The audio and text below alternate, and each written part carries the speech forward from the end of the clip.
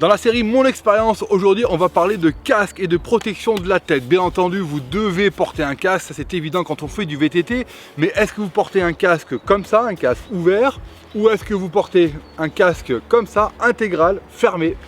Alors on y va, moi je vais vous dire ce que j'en pense.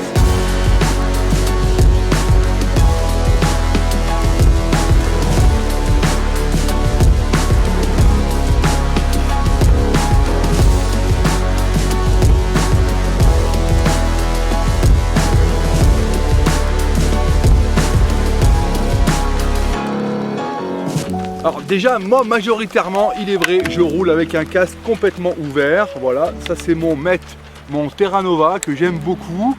Il me tient bien la tête. Il possède aussi ce système MIPS. Le choc est à la fois amorti par la structure du casque, mais à la fois par la déformation de cette partie intérieure qui va coulisser en fait dans le casque. Il m'arrive aussi de temps en temps de porter ce casque intégral, ce parachute. Alors je le porte uniquement quand c'est vraiment des profils descendants, qu'on fait de la navette. Alors l'avantage de ce parachute, moi que j'aime beaucoup, c'est non seulement d'abord il est très léger, ça vous pouvez pas le voir à l'écran, mais en plus il se démonte, il a la mentonnière qui est amovible.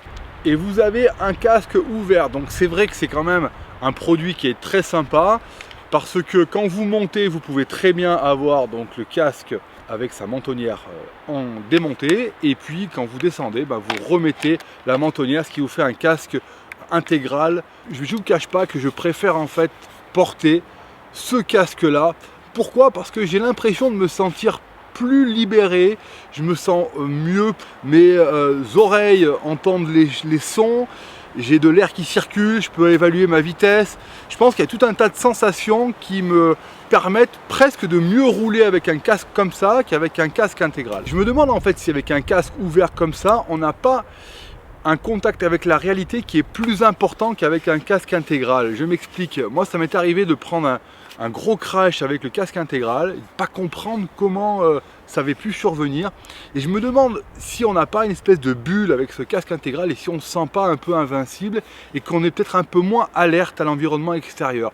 Moi, c'est un peu ce que je ressens. Je ne sais pas si vous l'avez déjà ressenti, mais je vous avoue que je me sens pleinement en sécurité avec le casque intégral. Je me sens vraiment bien. Mais par contre, j'ai l'impression de ressentir un peu moins bien le terrain avec ce genre de casque où je suis plus enfermé.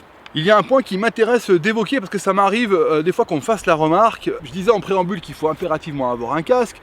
Faites ce que je dis et pas ce que je fais en gros, mais des fois il m'arrive de ne pas le porter. Alors vous savez, nous dans le sud de la France, on a beaucoup de pistes incendies, c'est-à-dire ce sont des pistes forestières qui sont comme des routes mais qui ne sont pas goudronnées et qu'on emprunte pour atteindre le sommet d'une montagne et ensuite faire notre descente. Bon, elles ne sont pas techniques et elles n'ont pas de franchissement, il n'y a rien de particulier et on monte à 6, 7, 8, 9, je parle en VTT musculaire.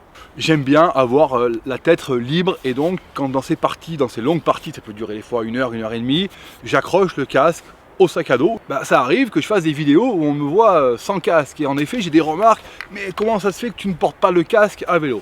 Alors bien entendu quand ça descend j'ai toujours le casque, bien sûr sur le plat aussi, mais quand ça monte il m'arrive fréquemment de me faire doubler par des gars qui font du trail running et qui eux n'ont pas de casque et qui vont plus vite que moi. Donc est-ce que c'est un problème de vitesse, un problème d'engin? Certes on est sur un vélo en équilibre, mais en effet en montée à 7, 8, 9 voire 10 km/h, je me vois mal tomber sur la tête, voilà. Et en tout cas, je ne me vois pas plus tomber sur la tête qu'un gars qui est en trail running à la même vitesse sur une piste à la montée, voilà. Et pour autant, les gens qui courent d'ailleurs et qui vont très vite en descente n'ont pas de casque. Peut-être qu'on en verra dans 10 ans. Ça, c'est la question. Alors bien sûr, moi ce qui m'intéresse, c'est de savoir aussi comment vous roulez, avec quel produit, et si vous avez un casque ouvert comme ça, un casque intégral, et puis quelle marque vous utilisez. N'hésitez pas à le mettre en commentaire, ça c'est vraiment important de pouvoir partager son expérience. Et puis si vous voulez me contredire, n'hésitez pas aussi à l'écrire.